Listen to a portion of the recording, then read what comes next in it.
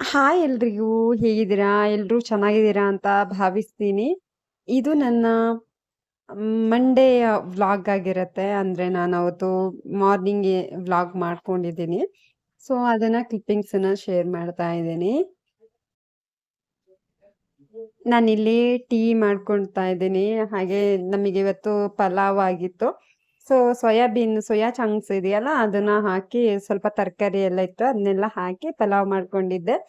ಹಾಗೆ ನಾನು ಬ್ರೇಕ್‌ಫಾಸ್ಟಿಗೆ ನಾನು ಏನಾದ್ರೂ ಹಣ್ಣಿದ್ರೆ ಹಣ್ಣು ಯೂಸ್ ಮಾಡ್ತೀನಿ ಆಲ್ಮೋಸ್ಟು. ಆ ಅದ್ರಲ್ಲೂ ಈ ಪಪಾಯ ಹಣ್ಣಂದ್ರೆ ನಂಗೆ ತುಂಬಾ ಇಷ್ಟ ಆಯ್ತಾ. ತುಂಬಾ ಸ್ವೀಟ್ ಆಗಿರತ್ತೆ ಬೇರೆ. ನನಗೆ ತುಂಬಾ ಇಷ್ಟ ಆಗತ್ತೆ. ಹಾಗಾಗಿ ಇಲ್ಲಿ ಸಿಟಿಯಲ್ಲಾದ್ರೆ ರೆಡ್ ಕಲರ್ ಪಪಾಯ ಸಿಗುತ್ತೆ. ಅದೇ ನಮ್ಮ ಊರ್ ಕಡೆ ಎಲ್ಲ ಹೋದ್ರೆ ಯೆಲ್ಲೋ ಕಲರ್ ಪಪಾಯ ಸಿಗುತ್ತೆ. ಸೊ ಅದಾದ್ಮೇಲೆ ನಾನಿಲ್ಲಿ ಹುಣಸೆ ಹಣ್ಣು ನೆನೆ ಹಾಕಿದ್ದೀನಿ. ನಾನಿಲ್ಲಿ ಮೇಲ್ಗಡೆ ಬಂದೆ. ಅಂದ್ರೆ ನನ್ ಬಟ್ಟೆ ಸ್ವಲ್ಪ ಒಣಗಕ್ ಹಾಕ್ಬೇಕಿತ್ತು. ಹಾಗೆ ತೊಳಿಬೇಕಾಗಿತ್ತು. ಹಾಗೆ ಬಟ್ಟೆ ವಾಶ್ ಮಾಡ್ಕೊಳ್ಳೋಣ ಅಂತ ಬಂದೆ. ಬಟ್ಟೆ ಎಲ್ಲ ವಾಶ್ ಮಾಡಿ ಆಯ್ತು. ನನ್ ಮಗಳು ಬೇರೆ ಬಟ್ಟೆ ಎಲ್ಲ ಕೆಳಗಡೆ ಹಾಕಿ ಎಲ್ಲ ಆಟಾಡ್ತಾ ಇದ್ಲು. ಏನ್ ಮಾಡ್ತೀರಾ? ಆಮೇಲೆ ಇಲ್ಲಿ ನಾನೊಂದು ಇದು ಫ್ಲಿಪ್ಕಾರ್ಟಿಂದ ಇದು ತರಿಸಿದ್ದೆ. ಎಂತ ಸೊಳ್ಳೆ ಬ್ಯಾಟ್ ತರಿಸಿದ್ದೆ ಆಯ್ತಾ. So mosquito bat. ಸೊ ಅದನ್ನ ನೋಡ್ತಾ ಇದ್ದೆ. ಹಾಗೆ ನಿಮ್ಮ ಜೊತೆನೂ ಶೇರ್ ಮಾಡ್ಕೊಳ್ಳೋಣ ಅಂತ. ಇದು ನಾನು ಲಾಸ್ಟ್ ಟೈಮು ಲೋಕಲಿಂದ ತರಿಸಿದ್ದೆ. ಅಂದರೆ ಲೋಕಲ್ ಬ್ರ್ಯಾಂಡ್ ಬರುತ್ತಲ್ಲ ಆ ಥರ ತರಿಸಿದ್ದೆ. ಬಟ್ ಅದು 5-6 ತಿಂಗಳಿಗೆಲ್ಲ ಅದು ಮತ್ತೆ ವರ್ಕ್ ಆಗ್ತಿರ್ಲಿಲ್ಲ ಆಯಿತು. ಅದಕ್ಕೆ ಈ ಸಲ ಯಾವುದು ಬೇಡ, ಸ್ವಲ್ಪ ಕಾಸ್ಟ್ಲಿ ಅದ್ರ ಪರವಾಗಿಲ್ಲ, ಚೆನ್ನಾಗಿರೋದೇ ತರಬೇಕು ಅಂತ ಅಂದ್ಬಿಟ್ಟು ಇದನ್ನು ತಗೊಂಡ್ವಿ. ನೋಡೋಣ ಇದು ಎಷ್ಟು ಟೈಮ್ ಬರುತ್ತೆ ಅಂತ. ಬಟ್ ರಿವ್ಯೂ ಎಲ್ಲ ಚೆನ್ನಾಗಿತ್ತು. ಹಾಗಾಗಿ ಇದನ್ನು ತಗೊಳ್ಳೋಣ ಅಂತ ಅಂದ್ಬಿಟ್ಟು ತಗೊಂಡೆ. ನಿಮಗೆ ಇನ್ನೊಂದು ವಿಷಯ ಏನು ಅಂತಂದರೆ, ನಾವು ಇಲ್ಲಿ ಬೆಂಗಳೂರಲ್ಲಿದ್ದಾಗ ಮಸ್ಕಿಟೋ ಬ್ಯಾಟ್ ಯೂಸ್ ಆಗುತ್ತೆ. ಅದೇ ಊರಿಗೆ ಹೋದಾಗ ಮಸ್ಕಿಟೋ ಬ್ಯಾಟ್ ಇದ್ರೂ ಇಲ್ಲ ಅಂದ್ರೂ ಯೂಸೇ ಆಗಲ್ಲ. ಯಾಕಂತಂದರೆ ಅಲ್ಲಿ ಬರೋ ಸೊಳ್ಳೆಗೆ ಈ ಮಳೆಗಾಲದಲ್ಲೆಲ್ಲ ಸೊಳ್ಳೆ ಬರ್ತಾನೆ ಇರುತ್ತೆ. 24 ಗಂಟೆನೂ ಸೊಳ್ಳೆ ಬ್ಯಾಟ್ ಹೊಡಿತಾನೆ ಇರಬೇಕಾಗತ್ತೆ. ಬಟ್ ಬೆಂಗಳೂರಲ್ಲಾದರೆ ನಾವು ಡೋರ್ ಹಾಕ್ಕೊಂಡಿರ್ತೀವಿ, ಅದಕ್ಕೆಲ್ಲ ಯೂಸ್ ಆಗುತ್ತೆ ಅಷ್ಟೇ. ಆಮೇಲೆ ಇದಕ್ಕೊಂದು ಸಿ ಪಿನ್ ಚಾರ್ಜರ್ ಕೊಟ್ಟಿದ್ದಾರೆ. ವಯರ್ ಸಮೇತ ಕೊಟ್ಟಿದ್ದಾರೆ. ಅದಕ್ಕೆ ಇದು ಯೂಶ್ವಲಿ ಪ್ಲಗ್ ಬರುತ್ತೆ ಅಲ್ವಾ, ಇದರಲ್ಲಿ ಪ್ಲಗ್ ಇಲ್ಲ. ಇದು ಸಿ ಪಿನ್ ಚಾರ್ಜರ್ ಥರ ಕೇಬಲ್ ಕೊಟ್ಟಿದ್ದಾರೆ ಅಷ್ಟೇ.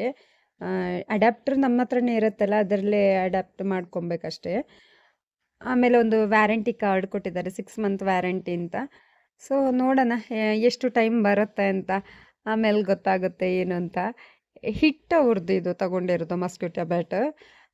ಚೆನ್ನಾಗಿದೆ ಅಂತ ಎಲ್ಲ ರಿವ್ಯೂ ಇತ್ತು. ಹಾಗಾಗಿ 4 ಸ್ಟಾರ್ ಬೇರೆ ಇತ್ತು, ಹಾಗಾಗಿ ತಗೊಂಡ್ವಿ. ಅದಾದಮೇಲೆ ಇಲ್ಲೊಂದು ಮೀಶೋದಲ್ಲಿ ನಾನು ಒಂದು ಕುರ್ತಿ ಸೆಟ್ನ ಆರ್ಡ್ರ್ ಮಾಡಿದ್ದೆ. ಇದು ಸ್ವಲ್ಪ ಕಡಿಮೆದು ರೇಂಜ್, 450 ಏನೋ ಬಿತ್ತನ್ಸುತ್ತೆ. ಚೆನ್ನಾಗಿದೆಯಾ ಅಂತ ನೋಡೋಣ ಅಂತ ತರಿಸಿದ್ದೆ. ಆಮೇಲೆ ನನಗೆ ಇದ್ರದ್ದು ವೇಲಿದ್ದು ಸ್ವಲ್ಪ ಕಲರ್ ಹೋಗುತ್ತೆ. ಯಾಕಂದರೆ ನಾನು ವಾಶ್ ಮಾಡಿದ್ದೀನಿ ಇದನ್ನ. ಹಾಗಾಗಿ ಸ್ವಲ್ಪ ಕಲರ್ ಬಿಡುತ್ತೆ. ನಾನು ರಿಟರ್ನ್ ಮಾಡೋಣ ಅಂತ ಅಂದ್ಬಿಟ್ಟು ಇಟ್ಬಿಟ್ಟಿದ್ದೆ. ಆಮೇಲೆ ಹಸ್ಬೆಂಡ್ ಹೇಳಿದ್ರು, ಈ ಕಲರಲ್ಲಿ ನಿನ್ನ ಹತ್ರ ಇಲ್ಲ ಅಲ್ಲ, ಪರವಾಗಿಲ್ಲ ಇದನ್ನ ಇಟ್ಕೋ ಅಂತ ಹೇಳಿದ್ರು. ಅದು ಆ್ಯಕ್ಚುಲಿ ನನ್ನ ಬರ್ಡೇ ದಿನಕ್ಕೆ ನನಗೊಂದು ಅಮೌಂಟ್ ಸ್ವಲ್ಪ ಕೊಟ್ಟಿದ್ರು. ಅದರಲ್ಲಿ ಒಂದು 2-3 ಜೊತೆ ಡ್ರೆಸ್ಗಳನ್ನೆಲ್ಲ ತಗೊಂಡಿದ್ದೆ ನಾನು. ಸೊ ಹಾಗಾಗಿ ಹಸ್ಬೆಂಡ್ ಹೇಳಿದ್ರಲ್ಲ ಅಂತ ಹೇಳಿ ಹಾಗೆ ಇಟ್ಕೊಂಡೆ. ಬೇಡ ರಿಟರ್ನ್ ಮಾಡೋದು ಅಂತ, ಈ ಕಲರಲ್ಲಿ ನನ್ನ ಹತ್ರ ಬೇರೆ ಇರಲಿಲ್ವಲ್ಲ, ಹಾಗಾಗಿ ರಿಟರ್ನ್ ಮಾಡೋದು ಬೇಡ ಅಂತ ಇಟ್ಕೊಂಡೆ. ಸೊ ನೋಡೋಣ ಯಾವಾಗಾದ್ರೂ ಯಾವುದು ಏನಕ್ಕೆ ಹಾಕ್ತೀನಿ ಅಂತ ಗೊತ್ತಿಲ್ಲ. ನಂದೇನು ಪ್ಲ್ಯಾನ್ ಇಲ್ಲ ಅದು ಸದ್ಯಕ್ಕೆ. ಯಾವ ಏನಕ್ಕೆ ಚಿಕ್ಕ ಪುಟ್ಟ ಫಂಕ್ಷನ್ಗಳಿಗೂ ಹಾಕ್ಬೋದು ಅದನ್ನ, ಚೆನ್ನಾಗಿ ರೆಡಿ ಹಾಕ್ಕೊಂಡು ಹೋದರೆ. ಸೊ ನಾನು ಅದಕ್ಕೆ ಇಟ್ಕೊಂಡ್ಬಿಟ್ಟಿದ್ದೀನಿ ಅದನ್ನ ಈಗ.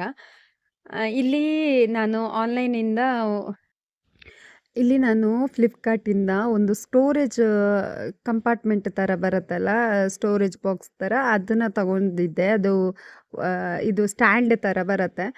ಸೊ ಹಾಗಾಗಿ ತಗೊಂಡಿದ್ದೆ. ನೋಡೋಣ ಅದು ಹೇಗೆ ಬಂದಿದೆ ಅಂತ ನೋಡೋಣ ಅಂತ ಚೆಕ್ ಮಾಡ್ತಿದ್ದೆ. ಯಾಕಂತಂದರೆ ನಾನು ಆಲ್ರೆಡಿ ಹೇಳಿದ್ದೆ, ನಾನು ಇಲ್ಲಿ ನಮಗೆ ಸ್ವಲ್ಪ ಇದು ಕಬೋರ್ಡ್ ಕಡಿಮೆ ಇರೋದ್ರಿಂದ ನನಗೆ ಪಾಪು ಬಟ್ಟೆ ಎಲ್ಲ ಇಡೋಕ್ಕೆ ಜಾಗ ಸಾಲಲ್ಲ ಅಂತ ಹೇಳಿಬಿಟ್ಟು ನಾನು ತರಿಸ್ಕೊಂಡಿದ್ದೆ. ಸೊ ಹೇಗಿದೆ ಅಂತ ನೋಡೋಣ ಅಂತಂದರೆ, ನನಗೆ ಅದು ಚೆನ್ನಾಗೇನೋ ಇದೆ, ಬಟ್ ಸ್ವಲ್ಪ ಅಗಲ ಬೇಕಿತ್ತು ಅಂತ ನಂಗೆ ಅನ್ನಿಸ್ತು. ಆಮೇಲೆ ಅದರಲ್ಲಿ ಪಾಪು ಬಟ್ಟೆ ಇಡೋಕ್ಕೆ ಸ್ಟೋರೇಜ್ ಸಾಕಾಗಲ್ಲ ಅಂತಲೂ ಅನ್ನಿಸ್ತು. ಯಾಕಂತಂದರೆ ಒಂದು ಈ ಬಟ್ಟೆ ಇವಾಗ ಒಂದು ಸಲ ಇಟ್ಟಾಗ ಒಂದು 4ರಿಂದ 5 ಜೊತೆ ಆದರೂ ಹಿಡಿಬೇಕು ಅಂತ ಅನ್ನಿಸ್ತು. ಇದು ಅಷ್ಟು ಹಿಡಿಸಲ್ಲ ಅಂತ ಅನ್ನಿಸ್ತು. ಹಾಗಾಗಿ ನಾನು ರಿಟರ್ನ್ ಮಾಡೋಣ ಅಂತ ಅಂದ್ಕೊಂಡು ರಿಟರ್ನ್ ಹಾಕಿದೆ. ಇದು ಚೆನ್ನಾಗಿತ್ತು. ಕ್ವಾಲಿಟಿ ಏನೋ ಪರವಾಗಿಲ್ಲ. 777 ಏನೋ ಕೊಟ್ಟಿದ್ದು ನಾನು. ಅದು ಕ್ವಾಲಿಟಿ ಪರವಾಗಿಲ್ಲ, ಚೆನ್ನಾಗಿತ್ತು. ಇದನ್ನು ನಾನು ಹೊರಗಡೆ ಹೋಗಿ ಕೇಳಿದ್ದಕ್ಕೆ ಒಬ್ಬ ತರಿಸ್ಕೊಡ್ತೇನೆ 1950 ಆಗುತ್ತೆ ಅಂತ ಹೇಳ್ದ. ಇನ್ನೊಬ್ಬರು ಹೇಳಿದ್ರು ಇಲ್ಲ ಇವಾಗ ಇದಕ್ಕಿಂತ ತುಂಬ ಚಿಕ್ಕದು, ಅದು 260 ರುಪೀಸ್. ಸೊ ನಾನು ಹಾಗಾಗಿ ನನಗೆ ಇದೇ ಥರ ಬೇಕಿತ್ತು, ಸ್ವಲ್ಪ ಅಗಲದಲ್ಲಿ ಬೇಕು ಅಂತ ಹುಡುಕ್ತಾ ಇದ್ದೆ, ಬಟ್ ನಂಗೆ ಸಿಕ್ಕಿರಲಿಲ್ಲ. ಹಾಗಾಗಿ ಹಸ್ಬೆಂಡ್ ಹೇಳ್ತಾ ಇದ್ರು ಬೇರೆ ಟೈಪ್ ಅಂದರೆ ಒಂಥರ ಸ್ಟೋರೇಜ್ ಬೇರೆ ಟೈಪ್ ತೆಗ್ಸಿಕೊಡ್ತೇನೆ, ಇದು ಬೇಡ ಅಂತ ಹೇಳಿದ್ರು.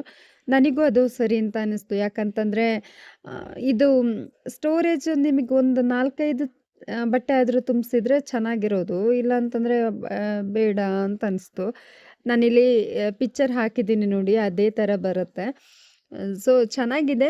ತಗೊಳ್ಳೋರು ತಗೊಳ್ಬೋದು. ಇವಾಗ ಈ ಥರ ಬೇರೆ ಬೇರೆ ಇವಾಗ ಕ್ರೀಮು ಅದು ಇದು ಇಡುವಂಥದ್ದು, ಮಕ್ಕಳು ಕ್ರೀಮ್ ಇಡಲಿಕ್ಕೆ ಪೌಡ್ರ್ ಬಾಕ್ಸ್ ಆ ಥರ ಎಲ್ಲ ಇಡೋದಾದರೆ ಖಂಡಿತ ತಗೋಬೋದು. ಬಟ್ ಡ್ರೆಸ್ ಇಡೋಕ್ಕೆ ಸ್ವಲ್ಪ ಇದು ಅಷ್ಟು ಕಂಫರ್ಟೇಬಲ್ ಅಲ್ಲ ಅಂತ ಅನ್ನಿಸ್ತು. ಇದರಲ್ಲಿ ಕ್ಯಾಟ್ಲಾಗ್ ಏನು ಕೊಡಲ್ಲ ಅವರು, ಬರೀ ಇದು ನಮಗೆ ಬಿಲ್ಲೂ ಕೊಡಲ್ಲ ಏನು. ಆನ್ಲೈನಲ್ಲಿ ಏನು ಫ್ರಂಟಲ್ಲಿ ಬಿಲ್ ಇರುತ್ತೋ ಅದೇ ಇರುತ್ತೆ. ಮತ್ತು ಇದು ಓಪನ್ ಮಾಡಿದ್ರೆ ಕ್ಯಾಟ್ಲಾಗ್ ಏನಿರಲ್ಲ, ಅದನ್ನ ಹೇಗೆ ಫಿಕ್ಸ್ ಮಾಡಬೇಕು ಅಂತ ನಾವೇ ನೋಡ್ಕೊಂಡು ಫಿಕ್ಸ್ ಮಾಡಬೇಕಷ್ಟೇ.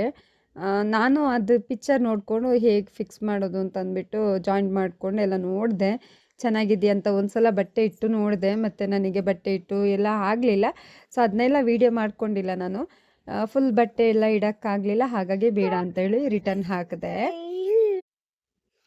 ಮಕ್ಕಳು ನಮ್ಮ ಜೊತೆ ಇದ್ದಾಗ ನಮಗೆ ಒಂದು ಕೆಲಸನ 20 ಸಲ ಮಾಡ್ತೀವಿ, ಅಥವಾ 20 ಕೆಲಸನ 200 ಸಲ ಮಾಡ್ತೀವಿ. ಹಾಗಾಗುತ್ತೆ. ನನಗಂತೂ ಒಂದು ಸಲ ಅನಿಸುತ್ತೆ, ಇವಳೊಂದು ಸಲ ಬೇಗ ಮಲಗಿಬಿಟ್ರೆ ಸಾಕಿತ್ತಪ್ಪ, ಬೇಗ ಕೆಲಸ ಮುಗಿಸ್ಕೊಳ್ತೇನೆ ಅಂತ.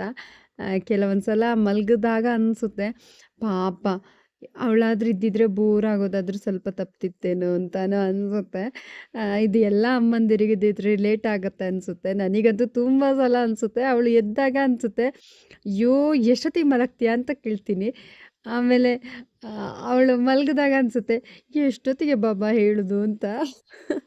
ನಾನು ಇದನ್ನು ನನ್ನ ಹಸ್ಬೆಂಡಿಗೆ ಹೇಳಿದಾಗ ಹಸ್ಬೆಂಡ್ ನನಗೆ ಬೈತಾ ಇರ್ತಾರೆ, ನೀನೇ ಅವಳಿಗೆ ಜೋರು ಮಾಡ್ತೀಯ ಒಂದೊಂದು ಸಲ ಅಂತ. ಅದೇನೋ ನಿಜ ಅಂತ ನನಗೂ ಅನಿಸುತ್ತೆ ತುಂಬ ಸಲ. ನಾನೇ ಜೋರು ಮಾಡ್ತೀನಿ ಒಂದೊಂದು ಸಲ. ಏನಂತಂದರೆ ಎಷ್ಟೇ ತಾಳ್ಮೆ ತೊಗೊಂಡ್ರೂ ಸಾಕಾಗಲ್ಲ ಅಂತ ಅನಿಸುತ್ತೆ ಟೈಮು. ಏನು ಅಂತ ಮಾಡೋದು ಹೇಳಿ. ಇದು ಟ್ಯೂಸ್ಡೇ ನಾನು ಹಸ್ಬೆಂಡ್ ಎಲ್ಲ ಡ್ಯೂಟಿ ಎಲ್ಲ ಹೋದ ನಂತರ ನಾನಿದು ವ್ಲಾಗ್ ಮಾಡ್ತಾ ಇರೋದು. ಸೊ ನಂದು ಅಡುಗೆ ಕೋಣೆ ಎಲ್ಲ ಹಂಗಂಗೆ ಇದೆ. ಯಾಕಂತಂದರೆ ನನಗೆ ಅವಳನ್ನ ಹಿಡ್ಕೊಂಡು ಮಾಡೋದು ಅಂತಂದರೆ ಅಷ್ಟಕ್ಕಷ್ಟೇ. ಒಂದು ಸಲ ಅನಿಸುತ್ತೆ, ನಾವು ಎಲ್ಲರೂ ಇದ್ದು ನಾವು ಒಬ್ಬರೇ ಇದ್ದೀವೇನೋ ಅಂತ ಅನಿಸುತ್ತೆ.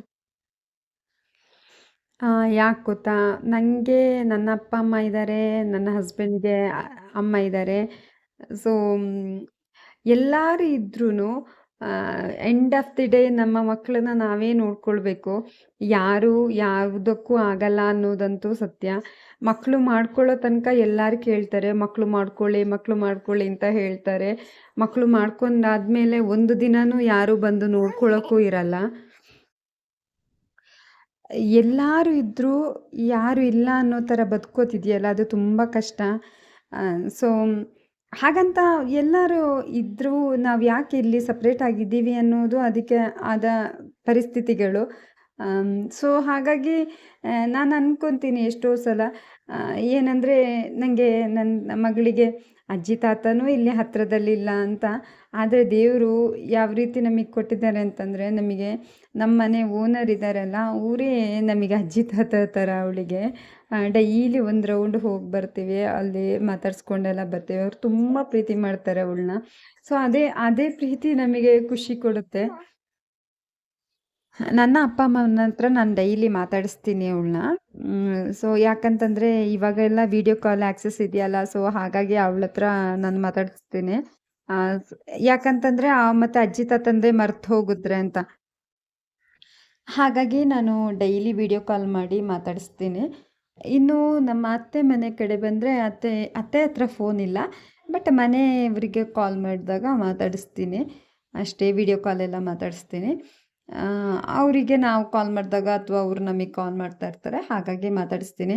ನನಗೇನು ಅನಿಸುತ್ತೆ ಅಂತಂದರೆ, ನಮಗೆ ಅತ್ತೆ ಮನೆಯಲ್ಲಿ ತುಂಬ ಜನರು ಇದು ಫೇಸ್ ಮಾಡ್ತಾರೆ.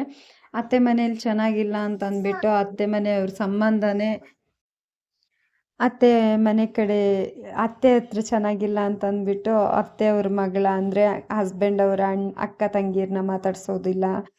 ಆಮೇಲೆ ಇದು ಅತ್ತೆ ಮನೆಯವ್ರ ಹತ್ರ ಮಾತಾಡ್ಸೋದಿಲ್ಲ, ಆ ಥರ ಎಲ್ಲ ಮಾಡ್ತಾರೆ. ನನ್ನ ಪ್ರಕಾರ ಅದು ತಪ್ಪು ಅಂತ ಅನಿಸುತ್ತೆ. ಯಾಕಂತಂದರೆ ನಮಗೆ ನಮ್ಮ ಅಮ್ಮಂದಿರೆಲ್ಲ ನಮಗೆ ಅತ್ತೆ ಮಾವ ಅಂತ ಹೇಳಿಕೊಟ್ಟಿರ್ತಾರೆ, ಹೇಳಿಸಿರ್ತಾರೆ. ಸೊ ನಾವು ನಮ್ಮ ಮಕ್ಕಳನ್ನ ನಾವು ಅದೇ ರೀತಿ ಬೆಳೆಸ್ಬೇಕು, ಸಂಬಂಧಗಳು ಸ್ವಲ್ಪನಾದರೂ ಉಳಿಬೇಕು ಅಂತಂದರೆ ಹಾಗೆ ಬೆಳೆಸ್ಬೇಕು ಅಂತ ಅನಿಸುತ್ತೆ.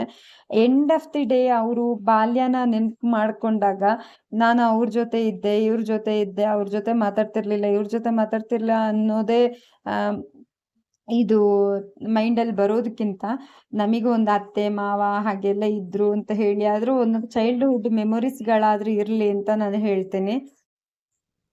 ಇಲ್ಲಿ ನಾನು ಸಿಂಪಲ್ ಆಗಿ ಒಂದು ಟೊಮೊಟೊ ಸಾರು ಮಾಡೋಣ ಅಂತ ಅಂದ್ಬಿಟ್ಟು ನಾನು ಎಲ್ಲ ರೆಡಿ ಮಾಡಿ ಇಟ್ಕೊತಾ ಇದ್ದೀನಿ ಮಧ್ಯಾಹ್ನಕ್ಕೆ. ಸೊ ಹಸ್ಬೆಂಡ್ ಬೇಗ ಊಟಕ್ಕೆ ಬರ್ತೀನಿ ಅಂತ ಹೇಳಿದ್ರು, ಹಾಗಾಗಿ ನನಗೆ ಟೈಮ್ ಇರಲಿಲ್ಲ ಇತ್ತು ಇವತ್ತು. ಹಾಗಾಗಿ ಸ್ವಲ್ಪ ರಫ್ ಆಗಿ ಕಟ್ ಮಾಡ್ಕೊಂಡಿದ್ದೀನಿ ನಾನು. ಇಲ್ಲಿ ನಾನು ಇದು ಸಾಸಿವೆ ಹಾಕ್ಕೊಂಡಿದ್ದೀನಿ, ಜೀರಿಗೆ ಹಾಕ್ಕೊಂಡಿದ್ದೀನಿ, ಹಾಗೆ ನಾನು ಸ್ವಲ್ಪ ಹಿಂಗು, ಆಮೇಲೆ ಕರಿಬೇವು, ಆಮೇಲೆ ಬೆಳ್ಳುಳ್ಳಿ ಜಜ್ಜಿಬಿಟ್ಟು ಹಾಕ್ಕೊಂಡಿದ್ದೀನಿ. ಸೊ ಇದೆಲ್ಲ ಹಾಕಿದ ನಂತರ ಸ್ವಲ್ಪ ಲೈಟ್ ಫ್ರೈ ಆದ ನಂತರ ಹಿಂಗೆ ಹಾಕ್ಕೊತಾ ಇದ್ದೀನಿ. ಅದಾದಮೇಲೆ ಇದಕ್ಕೆ ಬೇಕು ಅಂತಂದರೆ ನಿಮಗೆ ಶುಂಠಿನೂ ಹಾಕೋಬೋದು. ಇಲ್ಲಿ ಶುಂಠಿ ಬೆಳ್ಳುಳ್ಳಿ ಪೇಸ್ಟ್ ಹಾಕ್ತೀರಾ ಅಂತಂದರೆ ಹಾಕೋಬೋದು, ಅಥವಾ ಶುಂಠಿ ಜಜ್ಜಿಬಿಟ್ಟು ಹಾಕ್ತೀರಾ ಅಂತಂದ್ರೂ ಹಾಕೋಬೋದು. ಬಟ್ ನಾನಿವತ್ತು ಶುಂಠಿ ಇರಲಿಲ್ಲ, ಶುಂಠಿ ಬೆಳ್ಳುಳ್ಳಿ ಪೇಸ್ಟು ಮಾಡಿ ಇರಲಿಲ್ಲ, ಹಾಗಾಗಿ ನನ್ನ ಹತ್ರ ಇದ್ದಿದ್ದನ್ನ ನಾನು ಹಾಕ್ಕೊಂಡಿದ್ದೀನಿ ಅಷ್ಟೇ. ಅದಾದಮೇಲೆ ನಾನು ಟೊಮೊಟೊ, ಕಾಯಿ ಮೆಣಸು ಅಂದರೆ ಗ್ರೀನ್ ಚಿಲ್ಲಿ, ಆಮೇಲೆ ಇಲ್ಲಿ ಹಾಕ್ಕೊಂಡು ಫ್ರೈ ಮಾಡ್ತಾ ಇದ್ದೀನಿ. ಇನ್ನೊಂದು ಏನಂದರೆ, ಇಲ್ಲಿ ನಿಮಗೆ ಫಸ್ಟ್ ಚಿಲ್ಲಿನ ಫ್ರೈ ಮಾಡ್ಕೋಬೋದು. ಅದಾದಮೇಲೆ ನಾನು ಸ್ವಲ್ಪ ಇದಕ್ಕೆ ಈರುಳ್ಳಿನೂ ಹಾಕ್ಕೊಂಡಿದ್ದೀನಿ. ಇದನ್ನ ಫ್ರೈ ಮಾಡ್ಕೊತಾ ಇದ್ದೀನಿ. ಚೆನ್ನಾಗಿ ಫ್ರೈ ಆಗಲಿ ಅಂತ ಅಂದ್ಬಿಟ್ಟು ನಾನು ಇದಕ್ಕೆ ಉಪ್ಪು ಹಾಕ್ಕೊತಾ ಇದ್ದೀನಿ. ಸೊ ಟೊಮೊಟೊ ಎಲ್ಲ ಚೆನ್ನಾಗಿ ನೀರು ಬಿಡ್ತಾ ಇದೆ. ಸೊ ನಾನು ಇದಕ್ಕೆ ರಫಾಗಿ ಕಟ್ ಮಾಡಿದ್ದೀನಿ, ತುಂಬ ಸ್ಮೂತಾಗಿ ಕಟ್ ಮಾಡಿಲ್ಲ. ಅದಾದಮೇಲೆ ನಿಮಗೆ ಬೇಕು ಅಂತಂದರೆ ಸ್ವಲ್ಪ ನೀರು ಹಾಕೋಬೋದು ಫ್ರೈ ಆಗಲಿಕ್ಕೆ, ಸ್ವಲ್ಪ ಮೆತ್ತಗಾಗಿ ಬೇಯುತ್ತೆ. ನಾನು ಆಯಿಲ್ ಜಾಸ್ತಿ ಯೂಸ್ ಮಾಡೋದಿಲ್ಲ, ಹಾಗಾಗಿ ನಾನಿಲ್ಲಿ ಸ್ವಲ್ಪ ವಾಟರ್ ಹಾಕ್ಕೊಂಡಿದ್ದೀನಿ ಇದಕ್ಕೆ.